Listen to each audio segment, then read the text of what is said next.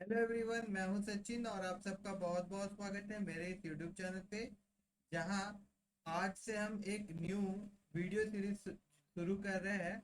और ये जो वीडियो सीरीज है ये वेबसाइट डिजाइनिंग के ऊपर में है। देखिए, ये जो वीडियो सीरीज होगा इसमें हम लोग सिर्फ वेबसाइट डिजाइनिंग के बारे में ही देखेंगे, डेवलपमेंट के बारे में नहीं देखेंगे।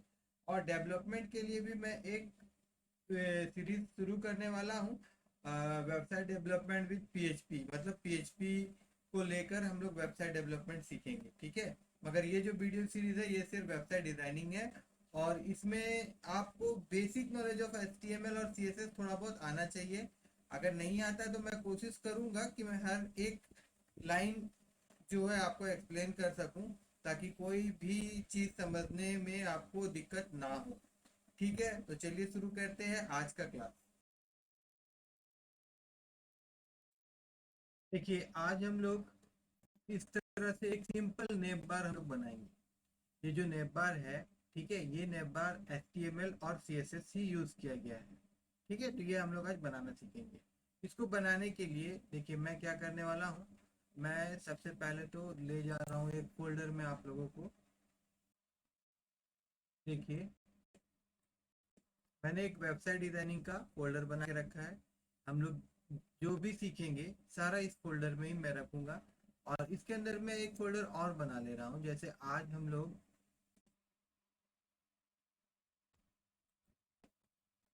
सीखने जा रहे हैं नैब बार बनाना, ठीक है ना। नैब बार, तो इसका नाम मैं दे देता हूँ नैब बार। और ये वेरी सिंपल नैब बार है, तो मैं यहाँ पे लिख देता हूँ सिंपल। फोल्डर का नाम मैं लिख रहा हूँ सिंपल नैब बार। अब इसको मैं क्या करने वाला हूँ। देखिए, आप कोई भी कोड एडिटर यूज कर सकते हैं, कोई भी प्रॉब्लम नहीं होगा। बट मैं जो है VS कोड एडिटर यूज कर रहा हूँ, ठीक है। ये पूरा कोर्स के लिए मैं VS कोड एडिटर यूज करने वाला हूँ। तो इस फोल्डर को भी मैं VS कोड एडिटर में ओपन कर ले रहा हूँ। देखिए, मेरा जो फोल्डर है उसको मैंने VS कोड एडिटर में ओपन कर लिया है। अब यहाँ पे ये जो वेलकम स्क्रीन है इसको मैं यहाँ से काट दे रहा हूँ। और उसके बाद यहाँ पे देखिए ये है हमारा फोल्डर सिंपल नेम बार। तो यहाँ पे हम लोग क्या करने वाले हैं, यहाँ एक फाइल पहले मैं क्रिएट करूंगा। ये जो फाइल है हमारा क्या फाइल होगा, HTML फाइल होगा। तो आपको पता होगा कि HTML फाइल जब हम लोग बनाते हैं तो पहले तो फाइल का नाम लिखते हैं हम लोग, उसके बाद हम लोग .html लिखते हैं।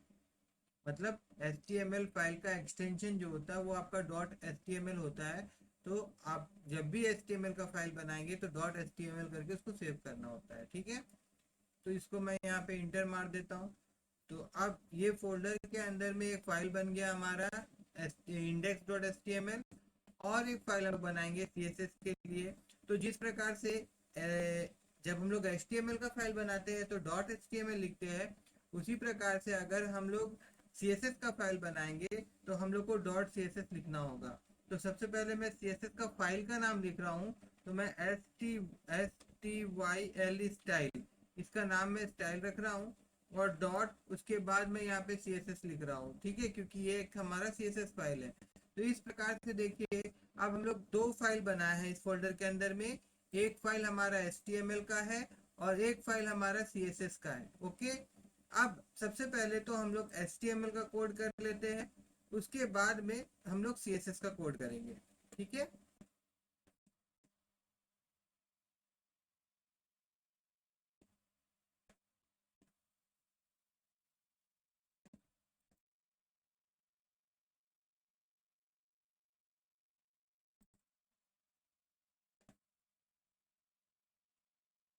देखिए, HTML में पहले तो जो बेसिक स्ट्रक्चर होता है HTML का उसको हम लोग लिख लेते हैं। और VS कोड एडिटर में अगर मैं यहाँ पे HTML लिखूँ और उसके बाद इस तरह से हाइपन दूँ और उसके बाद यहाँ मैं अगर 5 लिख दूँ और अगर इंटर मारूंगा तो ये बन तो जाना चाहिए था। फिर से एक बार ट्राई करते, देखिए यहाँ पे HTML और इस टू सेमी कॉलन देके 5 लिख के अगर हम लोग टैब बटन दबाते हैं तो इस प्रकार से जो बेसिक स्ट्रक्चर होता है HTML का तैयार हो जाता है। देखिए, ये आपका बेसिक स्ट्रक्चर ऑफ HTML है। सबसे पहले ऊपर में डॉक टाइप HTML, उसके बाद में फिर HTML, देन हेड, और उसके बाद में फिर body and then HTML close.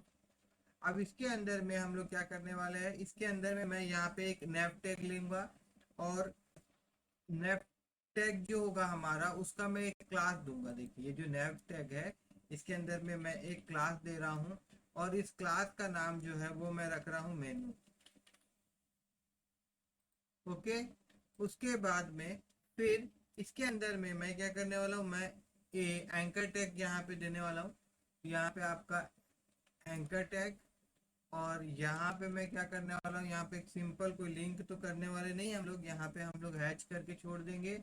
उसके बाद यहाँ मैं लिख दूंगा होम, और फिर इसी को मैं कॉपी कर रहा हूँ, और उसके बाद मैं यहाँ पे पेस्ट कर देता हूँ, फिर मैं इसको पेस्ट कर देता हूँ, फिर मैं इसको पेस्ट कर देता हूँ, और उसके बाद में यहाँ पे मैं लिख देता हूँ प्रोफाइल।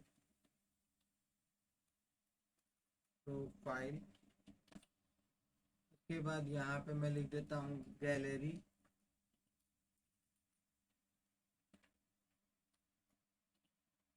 और उसके बाद यहाँ पे मैं लिख देता हूँ CONTACT कॉन्टेक्ट।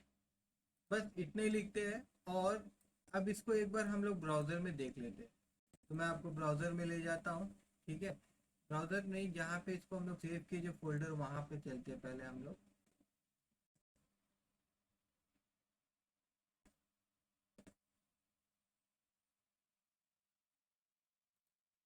वेबसाइट डिजाइनिंग वाला फोल्डर, उसके अंदर में सिंपल नेबर वाला फोल्डर, और यहाँ पे देखिए हमारा फाइल index.html है। तो आप डायरेक्ट खोलेंगे तो ये ब्राउज़र में ही खुलेगा, बट एक काम करिएगा, आप इस प्रकार से खोलिए, राइट क्लिक करिएगा, और राइट क्लिक करने के बाद में आप ओपन विथ में जाइएगा, और ओपन विथ में जाने के बाद में गूगल क्रोम, फायरफॉक्स, या जो भी ब्राउज़र आप चाहते हैं उस ब्राउज़र में ओपन कर लीजिएगा।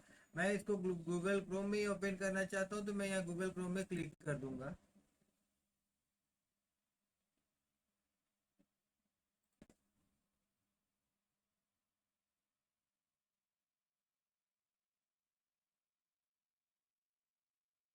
तो देखिए अभी गूगल क्रोम में यहाँ पे नज़र आ रहा होगा आपको, सिंपल होम है, प्रोफाइल है, गैलरी है, और कॉन्टेक्ट है। ठीक है, अब इसको हम लोग को बनाना किस तरह से, इस तरह से हम लोग को डिज़ाइन करना है। ये सिंपल HTML पार्ट है। अब हम लोग CSS का यूज़ करके इसको इस प्रकार से डिज़ाइन बनाएंगे हम लोग। ठीक है ना, तो चलिए अब हम लोग कहाँ पे कोड करेंगे, अब हम लोग CSS में कोड करेंगे। ठीक है, देखिए यहाँ पे CSS का जो फाइल है हमारा style.css है, मगर एक बात मैं आपको बता दूं, ये आपका फाइल का लिंक इस पेज में हम लोग को करना होगा। तो उसके लिए क्या करना पड़ेगा, यहाँ पे हम लोग लिखेंगे लिंक, और अगर मैं यहाँ पे CSS लिख के इंटर मार दूं तो ये सारा चीज़ आ जाएगा। मगर आप विजुअल कोड एडिटर नहीं यूज़ कर रहे हैं, VS कोड एडिटर, तो आपको पूरा ये लाइन ऑफ कोड लिखना होगा, लिंक REL, उसके बाद स्टाइल सीट, फिर H रेफरेंस, उसके बाद जो भी आपका फाइल का नाम होगा। जैसे यहाँ पे ध्यान से देखिए, यहाँ पे हमारा फाइल का नाम style.css है, तो यहाँ पे मैंने style.css लिखा है। ठीक है, अब हम लोग क्या करेंगे, अब हम लोग style.css वाला पेज में जाएंगे, और यहाँ पे जाने के बाद यहाँ पे हम लोग अब कोडिंग अपना स्टार्ट करेंगे।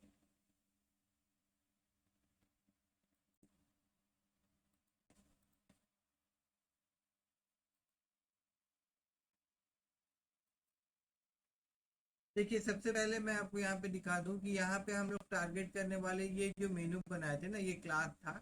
तो मैं यहाँ पे क्या लिखने वाला हूँ, डॉट मेनू। डॉट मेनू, तो यहाँ मैं बता देता हूँ कि जब भी हम लोग क्लास लिखते हैं, मतलब HTML टैग के अंदर में अगर किसी एलिमेंट का हम लोग क्लास डिफाइन करते हैं, और फिर उस क्लास पे हम लोग CSS अप्लाई करना चाहते हैं, तो उस क्लास के नाम के आगे में हम लोगों को डॉट देना होता है।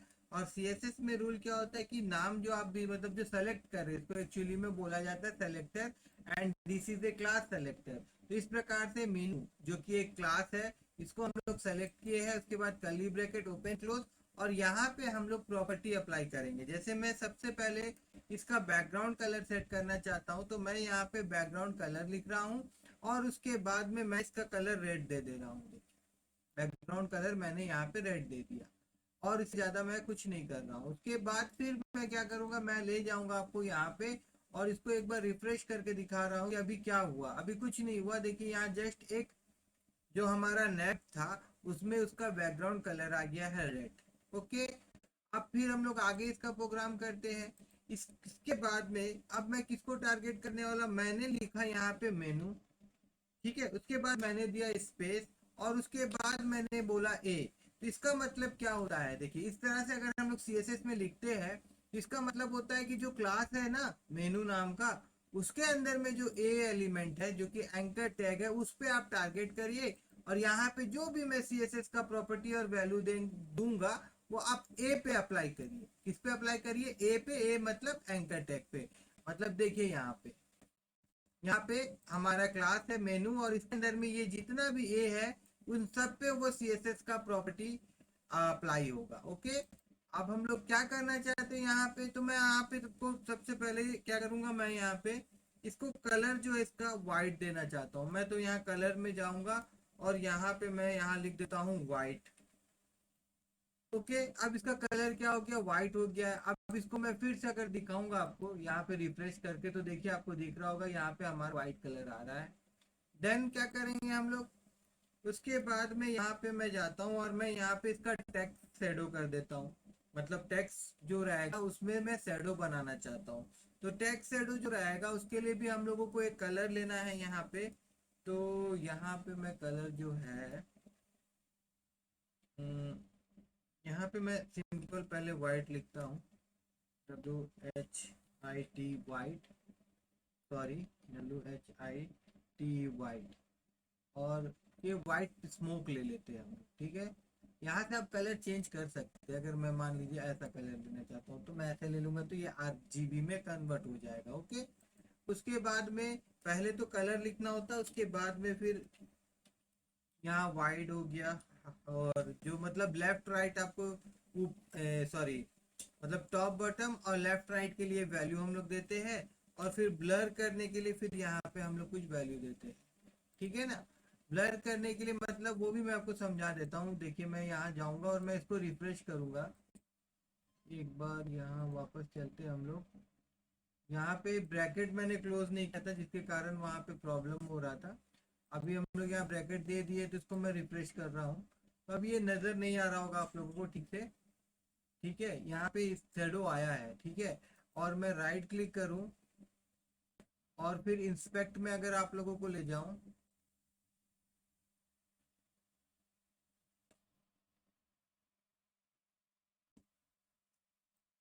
और इसको थोड़ा से मैं यहाँ पे बड़ा कर लेता हूँ।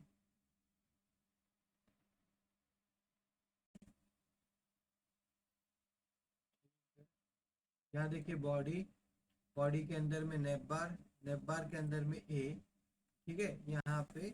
और यहाँ पे इसका टेक्स्ट शेडो इस पे देखिए नहीं अप्लाई हो रहा है। ये आपका टेक्स्ट शेडो था हम लोगों ने जो दिया है, मगर ये लाइन कटा हुआ यहाँ पे आ रहा है ना। यहाँ पे आपका कटा हुआ आने का कारण क्या है, RGB तो ठीक है। अच्छा, यहाँ पे प्रॉब्लम कहाँ पे आ रहा है, देखिए यहाँ पे टेक्स्ट शेडो था तो जो ये जो RGB कलर था, एक बार मैं इसको कंट्रोल पीछे जाता हूँ। वाइट स्मोक हम लोग लिए थे, उसके बाद में यहाँ पे ये तो कलर हो गया। उसके बाद में यहाँ पे मैं लिखता हूँ 2 पिक्सल, उसके बाद में यहाँ पे लिखता हूँ 2 पिक्सल, और उसके बाद में यहाँ पे लिखता हूँ 4 पिक्सल, ठीक है। और अगर मैं यहाँ पे जाके अब यहाँ पे कलर अगर चेंज करता हूँ तो देखिए इस प्रकार से आना चाहिए था ये ब्रैकेट, ये जो कलर का था जो कि मैं यहाँ पे लास्ट में बंद कर दे रहा था।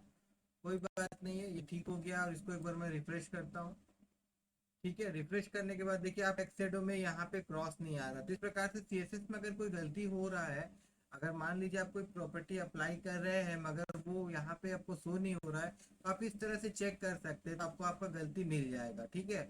और कोई भी चीज़ में सबसे पहला काम होता है कि आप अपना गलती ढूंढिए, क्योंकि जितना आप गलती ढूंढेंगे आप उस क्षेत्र में उतना तरक्की करेंगे और आप उतना परफेक्ट होते जाएंगे, ठीक है ना। अब यहाँ पे जो मैंने आपको दिखाया था, ये जो टू में दे रहा था, ये टू क्या है, अगर ये देखना चाहते हैं अगर आप, तो आप एक काम करिए, इसको आप यहाँ पे देखिए, शेडो वहाँ पे आपका बन रहा होगा, ठीक है। इससे आपका शेडो ऊपर नीचे जाएगा। एक्चुअली में हम लोग कलर जो है ना वो दोनों सेम कलर रखे, इसका चलते प्रॉब्लम हो रहा है। एक बार मैं इसका कलर जो है इसको मैं ब्लैक कर देता हूँ, ठीक है, आप ब्लैक करने के बाद में वापस अगर हम लोग यहाँ आते हैं और एक बार मैं इसको रिफ्रेश करता हूँ, तो देखिए अब आपको यहाँ पे शेडो नज़र आ रहा होगा।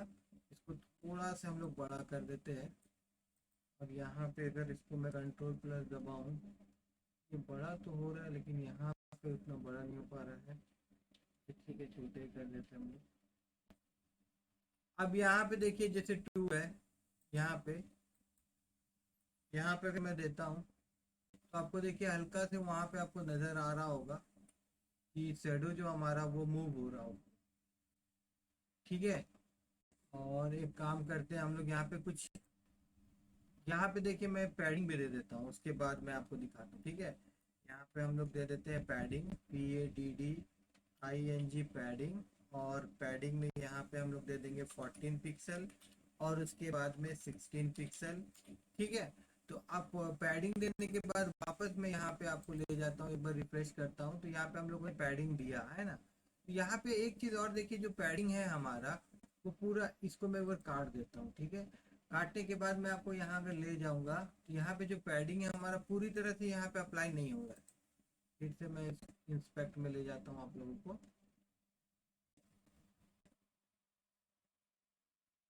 देखिए बॉडी के अंदर में यहाँ और यहाँ नैप बार में, तो देखिए अब गौर करिए कि जो पैडिंग है हमारा इस प्रकार से वो फैलना चाहिए था। देखिए कॉन्टेक्ट में जैसे बॉक्स जो बन रहा है ना, वो पूरा बॉक्स नहीं ले पा रहा है। ठीक है, तो इसके लिए क्या करना होगा हम लोगों को कि ये जो हमारा एंकर टैग है इसको फ्लोट करवाना होगा हम लोगों को। देखिए FLOAT फ्लोट, और इसको हम लोग फ्लोट करवाएंगे कहाँ पे, इसको हम लोग फ्लोट करवाएंगे लेफ्ट साइड में। ठीक है, तो इसको हम लोग लेफ्ट में अगर फ्लोट करवाते हैं तो अब देखिए क्या हुआ, एक प्रॉब्लम आ जा रहा है फिर से। अभी आपको यहाँ पे शेडो नजर आ रहा होगा, देखिए तभी आपको ध्यान से शेडो नहीं दिख रहा होगा, मगर अभी यहाँ पे हम लोगों को शेडो दिख रहा है। मगर एक प्रॉब्लम क्या हुआ कि जो नैप था हमारा वो उड़ गया, जो रेड आ रहा था पीछे बैकग्राउंड वो उड़ गया। तो अब उसके लिए क्या करना होगा, उसको सॉर्ट आउट करने के लिए देखिए जब भी आप फ्लोट करेंगे तो उसका पेरेंट्स एलिमेंट होगा, उस प्रकार से वो क्या होता है फ्लोटिंग में बह जाता है, समझ जाइए ऐसा। तो उसको वापस लाने के लिए हम लोगों को लिखना होता है ओवरफ्लो और ओवरफ्लो हिडन। तो जैसे मैं यहाँ पे ओवरफ्लो हिडन लिखूंगा और वापस से मैं यहाँ जाऊंगा और इसको मैं रिफ्रेश करूंगा, तो देखिए अब ये आ जाएगा। अब ये भी आ गया और हमारा शेडो भी नजर आ रहा होगा आप लोगों को। और उसके बाद फिर से अब मैं आपको शेडो में ही लेके जाऊंगा, बोले ये देखिए शेडो में मैं लेके गया, यहाँ पे जो फोर था हमारा इसको ब्लर करने के लिए, जो शेडो था वो ब्लर हो रहा था। अगर मैं इसको कम कर दूं तो देखिए अभी आपको नजर आ रहा होगा, और अब मैं जीरो कर दिया हूँ, जीरो उसका ब्लर हो गया। और ये जो 2 है ये क्या काम आ रहा है, देखिए यहाँ पे जो नंबर दिया हम लोग, देखिए इसको बढ़ा रहे तो देखिए नीचे में आ रहा है। देखिए ब्लैक जो था होम प्रोफाइल कॉन्टेक्ट ही नीचे आ रहा था, इससे आप टॉप बॉटम कर सकते हैं, इतना समझिए। माइनस में करेंगे तो ये ऊपर जाएगा, और प्लस में बढ़ाएंगे तो ये आपका नीचे जाएगा। ठीक है, तो फिलहाल मैं इसको 2 ही कर दे रहा हूँ। और सेम इसी प्रकार से इससे हम लोग लेफ्ट राइट कर सकते हैं। अगर इसको हम लोग माइनस में लेके जाएंगे तो ये हमारा लेफ्ट साइड जाएगा, और अगर हम लोग प्लस में लेके जाएंगे तो ये हमारा राइट साइड जाएगा। ठीक है, और फिर यहाँ पे ये वाला जो नंबर था इससे हम लोग क्या कर रहे थे, ब्लर कर रहे थे। ठीक है, तो 1 इधर हम लोग 1 कर दे रहे, 2 कर दे रहे, जितना आपको ब्लर करना है आप कर लीजिए। मैं यहाँ पे इसको 2 करके छोड़ देता हूँ, अगर बाद में चेंज करना रहेगा तो कर लूँगा। ठीक है ना, यहाँ तक हो गया। तो अब ये नंबर हम लोग यहाँ से कॉपी कर लेते हैं, उठा लेते हैं, इसको हम लोग कर देते हैं कट, और वापस चलते हैं हम लोग यहाँ पे, और यहाँ पे कर देते हैं इसको हम लोग पेस्ट। ठीक है, तो शेडो भी हो गया। उसके बाद अब हम लोग क्या करते हैं कि जो टेक्स्ट डिक्रोशन, दैट मीन्स जो लाइन आ रहा है, जब भी हम एंकर टैग का यूज करते हैं तो बाय डिफॉल्ट उसका कलर ब्लू आता है और नीचे में एक आपका उसका लाइन आता है। तो उस लाइन को हटाने के लिए यहाँ पे हम लोग क्या करते हैं, टेक्स्ट डिक्रोशन के चलते ही वो आता है, तो टेक्स्ट डिक्रोशन अंडरलाइन रहता है बोल के वो एक अंडरलाइन आता है, लेकिन टेक्स्ट डिक्रोशन अगर हम लोग नन कर देंगे तो वो अंडरलाइन हट जाएगा। और वापस हम लोग चलते हैं और एक बार रिफ्रेश करते हैं तो देखिए अब जो अंडरलाइन था वो अंडरलाइन हट गया। ठीक है, अब हम लोग को क्या करना है, सारा काम हम लोग लगभग कर चुके हैं। इसको हम लोग फ्लोट कर दिए हैं, उसके बाद में इसमें हम लोग कलर दे दिए हैं और टेक्स्ट डेकोरेशन भी दे दिए, फंट साइज दे देते इसका हम लोग कुछ, मतलब इसके अंदर में जो टेक्स्ट है उसका साइज अभी हम लोग दे रहे हैं, उसके लिए फंट साइज लिखना होता है और इसको हम लोग दे देते हैं 17 पिक्सल। आप जितना आपका मन होगा आप दीजिएगा, मैं 17 पिक्सल दे रहा हूँ। और देखिए थोड़ा सा इसको मैंने बड़ा किया इसका फंट को। उसके बाद में अब मैं क्या चाहता हूँ कि जब होवर आए, होवर मतलब क्या होता है कि जब माउस मैं इसके ऊपर लेके जाऊं तब इसका कलर चेंज हो। तो उसके लिए क्या करना होगा, देखिए उसके लिए सिंपल है। उसके लिए यहाँ पे हम लोग को डॉट मेनू लिखना है। ये डॉट मेनू से मैंने कहा कि मेनू को सेलेक्ट करो और मेनू के अंदर में जो एंकर टैग है उसको, उसमें जब भी होवर आएगा, देखिए उसके अंदर जब भी होवर आएगा इसका मतलब होता है कि माउस का जो कर्सर है जब उसके ऊपर आएगा तब भी इसके अंदर में जो भी CSS का प्रॉपर्टी हो वो अप्लाई हो। जैसे कि प्रॉपर्टीज में मैं क्या दे रहा हूँ, बैकग्राउंड कलर दे रहा हूँ और बैकग्राउंड कलर जो है वो मैं दे देता हूँ वाइट। और उसके बाद में यहाँ पे जो कलर है वो दे देता हूँ मैं यहाँ पे रेड। ओके, अब हम लोग जाते हैं वापस और यहाँ पे एक बार हम लोग इसको रिफ्रेश करते हैं और एक बार देखते हैं हम लोग यहाँ पे ये काम हमारा एक बार रिफ्रेश हुआ। रिफ्रेश होने के बाद ये काम क्यों नहीं कर रहा है, यहाँ पे हम लोगों ने ओवर तो लिखा है मीनू। देखिए यहाँ पे मैं डॉट लिख दे रहा हूँ, तो क्लास नहीं हो तो भैया डायरेक्ट एक एलिमेंट है, तो एलिमेंट को टारगेट करने के लिए सिर्फ एलिमेंट का नाम लिखना होता है, डॉट में लिखना होता है, ठीक है। और मैं ए के आगे डॉट लिख दे रहा था तो ये गलत था। जब क्लास होगा तो भी हम लोग डॉट देंगे। और मैं बता दूं अगर आईडी होता तो हम लोग हैच देते, ठीक है। अब वापस वापस जाएंगे हम लोग यहाँ और रिफ्रेश करेंगे और अब देखिए यहाँ पे ये हमारा नज़र आ रहा है। मगर यहाँ पे जो हमारा शेडो इफेक्ट है वो मुझको पसंद नहीं आ रहा, ठीक है ना। ये देखिए ऐसे तो अच्छा लग रहा था मगर अभी ये जो शेडो इफेक्ट है वो मुझको अच्छा नहीं लग रहा, तो यहाँ पे मैं शेडो इफेक्ट थोड़ा चेंज कर दूंगा और यहाँ पे ये 5 का जगह मैं इसको 2 कर देता हूँ। और उसके बाद वापस जाते हैं, एक बार रिफ्रेश करते हैं हम लोग और अब देखते हैं, ठीक है चलेगा। बट फिर भी थोड़ा और चेंज कर देते हैं। यहाँ पे जो 4 है, 2 है, इसको मैं 4 कर देता हूँ और वापस जाता हूँ और रिफ्रेश करता हूँ। अब ये अच्छा लग रहा मुझे, अब ये परफेक्ट लग रहा मुझको, ठीक है। ठीक है, अगर आपको ये क्लास अच्छा लगा हो, ठीक है, तो मेरे इस वीडियो को लाइक करिएगा, मेरे चैनल को सब्सक्राइब करिएगा और हो सके तो अपने फ्रेंड सबके साथ भी इस वीडियो को शेयर करना मत भूलिए।